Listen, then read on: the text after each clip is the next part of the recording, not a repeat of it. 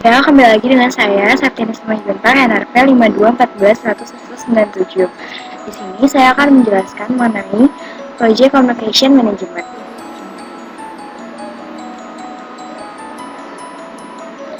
Adapun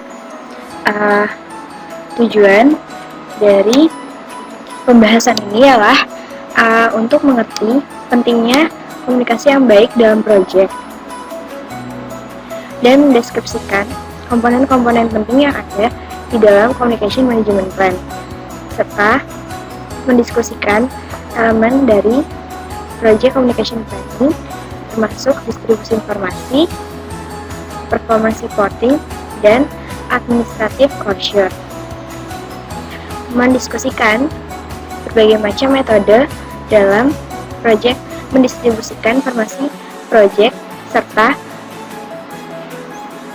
advantage dan disadvantage dari masing-masing cara atau metode. Dan yang terakhir ialah memahami kebutuhan komunikasi dari masing-masing stakeholder dan bagaimana menentukan jumlah channel komunikasi yang dibutuhkan dalam sebuah proyek. Adapun importance atau mengapa sih komunikasi yang baik itu penting, karena threats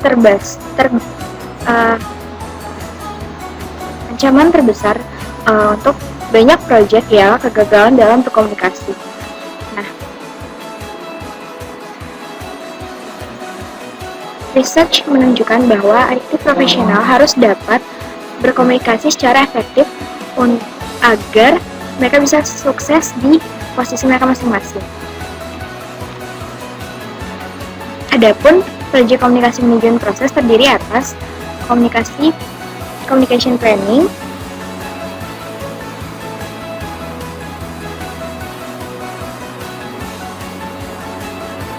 di mana di sini kita menentukan informasi dan komunikasi yang dibutuhkan untuk masing-masing stakeholder. Lalu information distribution, di mana di sini kita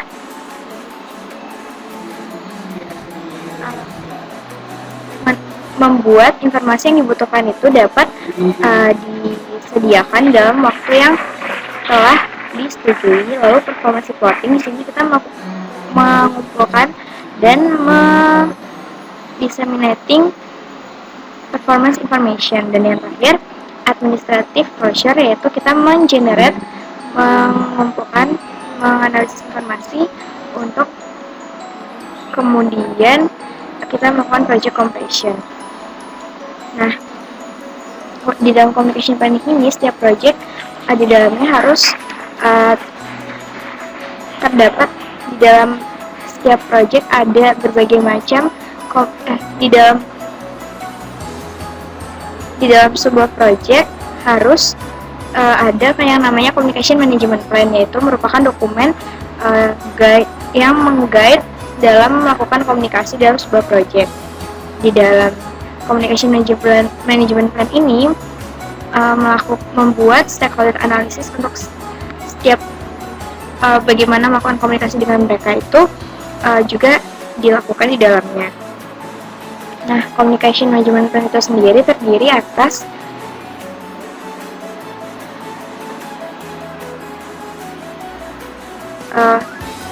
bagaimana informasi itu dapat dideliver ke stakeholder yang tepat.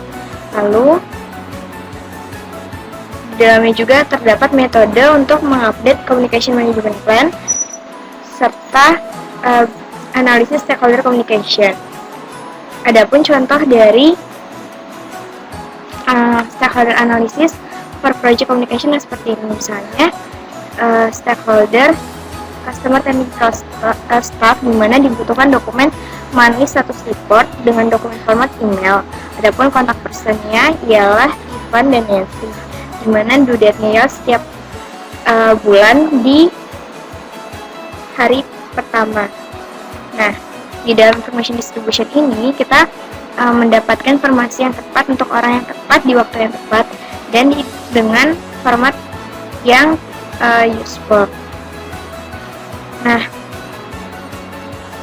di dalam information distribution ini, teknologi yang digunakan dalam mendistribusikan informasi itu perlu dipertimbangkan, serta formal dan informal metode untuk mendistribusikan informasi. Nah, sebagai contoh, ada studi case, yaitu di mana pada tahun 1998, Justice Department Hack Profile melayangkan gugatan terhadap Microsoft, di mana banyak eksekutif mengirimkan email seharusnya tidak dikirimkan dalam bentuk email. Nah, ini merupakan contoh dari kesalahan memilih media komunikasi. Berikut media choice table, di mana di sini kita dapat melihat contoh bagaimana pemilihan media yang baik dalam sebuah komunikasi dan dalam suatu case. Contohnya misalnya untuk mendiskusikan konflik, alangkah baiknya ialah kalau dilakukan di dalam meeting, bukan melalui telepon call ataupun melalui voicemail. Nah, tapi untuk misalnya menanyakan informasi yang bisa didiskusikan atau yang tidak harus didiskusikan secara tatap muka, maka melalui voicemail merupakan cara yang terbaik, ataupun lewat email juga bisa. Nah,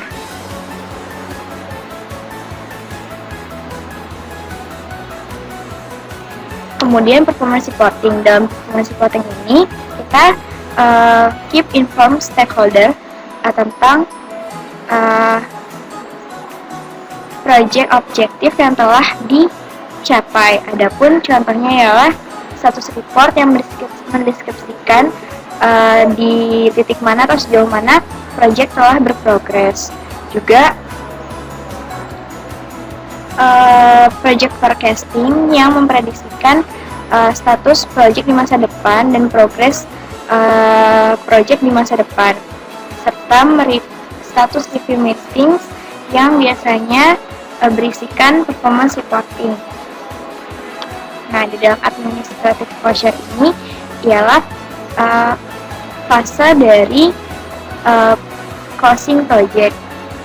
Administrative closure itu memproduce atau menghasilkan project archives, formal acceptance, dan licensure. Adapun saran untuk perbaikan dalam project komunikasi ialah pertama, dapat memanage konflik secara efektif, lalu mendevelop communication skill dengan lebih baik, lalu menjalankan meetings yang efektif, menggunakan email secara efektif, dan menggunakan templates untuk project komunikasi.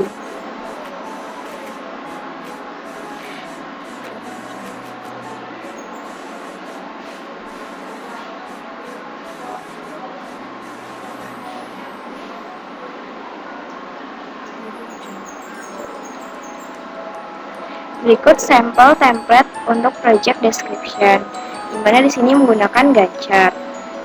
Berikut sampel template untuk monthly progress report, di mana dalamnya ada pencapaian dalam bulan, contoh di sini adalah bulan Januari, lalu plan atau rencana di bulan Februari itu apa saja, kemudian isu-isu yang terjadi dalam project, lalu perubahan-perubahan yang ada di dalam project itu apa saja yang telah dilakukan.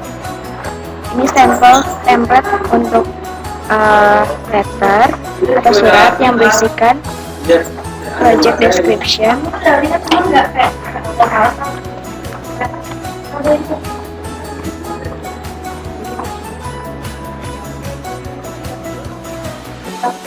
Sekian penjelasan saya mengenai project communication management.